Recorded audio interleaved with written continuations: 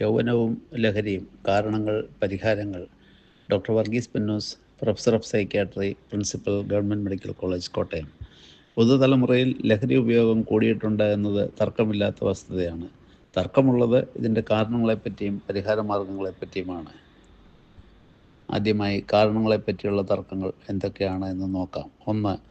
ലോകമെമ്പാടും മദ്യവും പുകവലിയും അല്ലാത്ത രാസപദാർത്ഥങ്ങൾ ലഹരിയായി ഉപയോഗിക്കുന്നത് കഴിഞ്ഞ 20 വർഷങ്ങൾക്കുള്ളിൽ കൂടിയിട്ടുണ്ട്. അതിൻ്റെ ഭാഗമായി നമ്മുടെ നാട്ടിലും കൂടിയിട്ടുണ്ട്. ന്യൂ നോർമൽ തിയറി എന്നറിയപ്പെടുന്നു ഈ വാദം.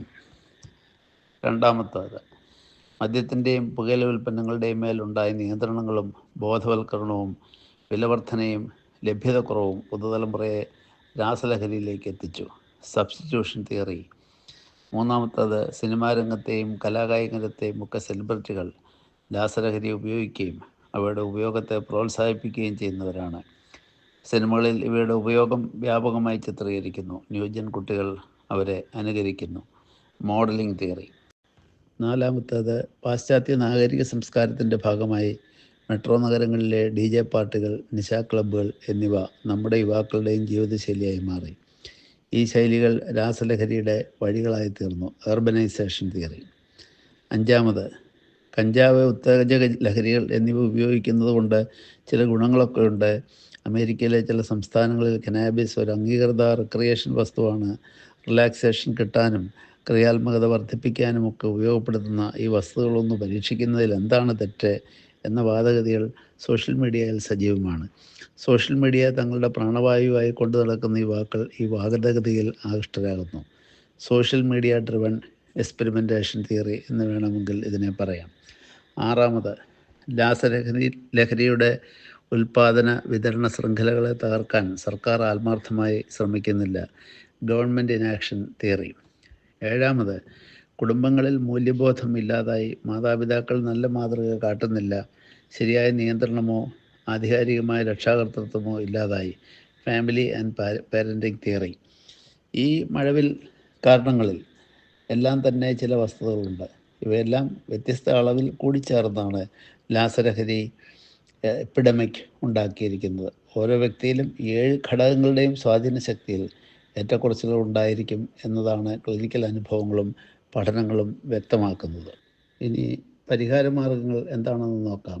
കാരണങ്ങളുടെ അടിസ്ഥാനത്തിൽ വേണം പരിഹാരം എന്നത് അടിസ്ഥാന പ്രമാണമാണ്. പക്ഷേ പൊതുവായതും, അതായത് ജനറിക് വ്യവസ്ഥകളുടെ പ്രശ്നം മൂലവും, അതായത് സിസ്റ്റമിക് കാരണങ്ങൾ, മേൽപ്പറഞ്ഞ 1 മുതൽ 6 വരെയുള്ള തിയറികൾക്ക് പലപ്പോഴും പരിഹാരത്തിന് അത്ര വേഗം വഴങ്ങുന്നതല്ല. അവയൊക്കെ മാറി വരണമെങ്കിൽ സർക്കാർ നടപടികളും നിയമനിർമ്മാണവും സാമൂഹിക മാറ്റങ്ങളും വേണ്ടിവരും. അവ ത്വരിതപ്പെടുത്തുന്നതിന് വേണ്ട പ്രവർത്തനങ്ങൾ ഒരു വഴിക്ക് വേണം. ക്രൈസ്തവ സഭാ നേതൃത്വങ്ങൾ ഇക്കാര്യത്തിൽ ഇപ്പോൾ തുടങ്ങി വച്ചിരിക്കുന്ന നടപടികൾ ഉയർന്ന മുൻഗണനയിൽ മുന്നോട്ട് കൊണ്ടുപോകും എന്ന് പ്രത്യാശിക്കുന്നു. പക്ഷേ ഏറ്റവും അത്യാവശ്യമായും ഉടനടിയും വേണ്ട ഒരു പരിഹാരം 7ാമത്തെ പ്രശ്നത്തിന് തന്നെയാണ്. അതായത് കുടുംബങ്ങളിൽ മൂല്യബോധം ഇല്ലാതാവുകയും മാതാപിതാക്കളുടെ നല്ല മാതൃക അന്യം നിന്ന് പോകുകയും ശരിയായ നിയന്ത്രണമോ ആധികാരികമായ രക്ഷാകർതൃത്വ ബോധമോ ഇല്ലാതെ പോവുകയും ചെയ്യുന്ന അവസ്ഥ.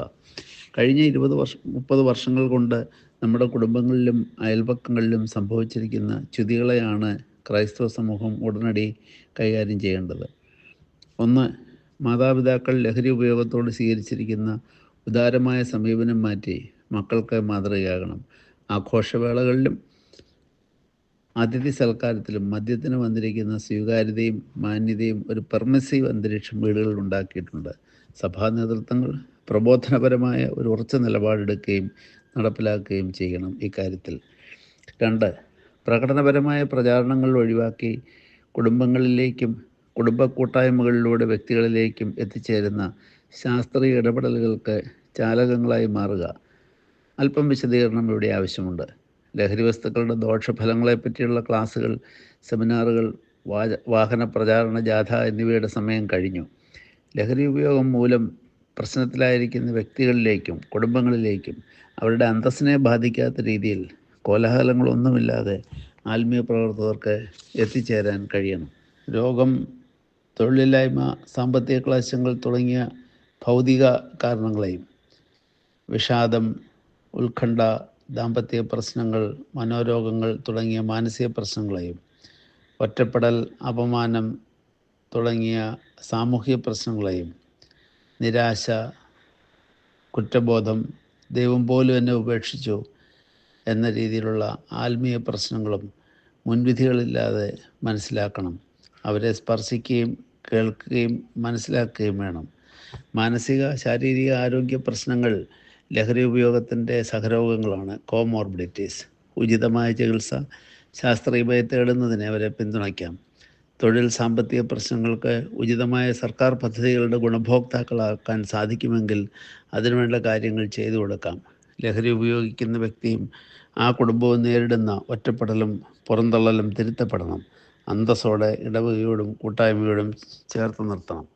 ലഹരി വസ്തുക്കളുടെ ഉപയോഗം പലവിധ മാനങ്ങളിലുള്ള പ്രശ്നമാണെങ്കിലും പരിഹാരത്തിൻ്റെ ആദ്യപടി ആസക്തിയിൽ നിന്ന് വിമുക്തനാക്കാനുള്ള ശാസ്ത്രീയ ചികിത്സയിലേക്ക് എത്തുക എന്നതാണ്.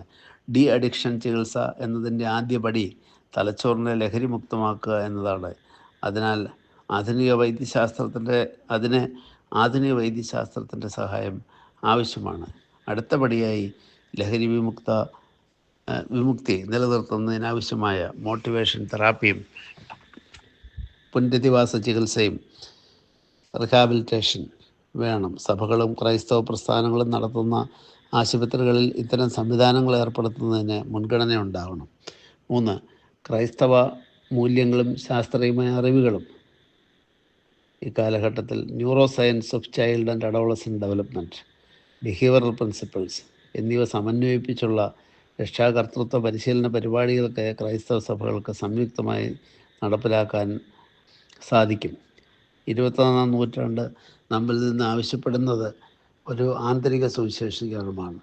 ലഹരി ഉപയോഗത്തിനെതിരെയുള്ള കർമ്മ പദ്ധതികൾ, ലഹരി വിരോധം, ലഹരിക്കെതിരെയുള്ള സമരാഹ്വാനങ്ങൾ, പ്രതിഷേധ പ്രകടനങ്ങൾ എന്നിവയ്ക്കപ്പുറമായി വ്യക്തികളെയും കുടുംബങ്ങളെയും രക്ഷപ്പെടുത്താനുള്ള കർമ്മ പദ്ധതികൾ, ആരോഗ്യകരമായ ജീവിതത്തിൻ്റെ ഓൾട്ടർനേറ്റീവ് മെനു ഓഫ് ലൈഫ്, കുട്ടികൾക്കും കൗമാരക്കാർക്കും യൗവനക്കാർക്കും തയ്യാറാക്കി കൊടുക്കുന്ന അടുക്കളകൾ ഒരുക്കുക എന്നത് ആണ് സഭാ നേതൃത്വങ്ങളും ശുശ്രൂഷകരും ചിന്തിക്കുകയും പ്രവർത്തിക്കുകയും ചെയ്യേണ്ടത്.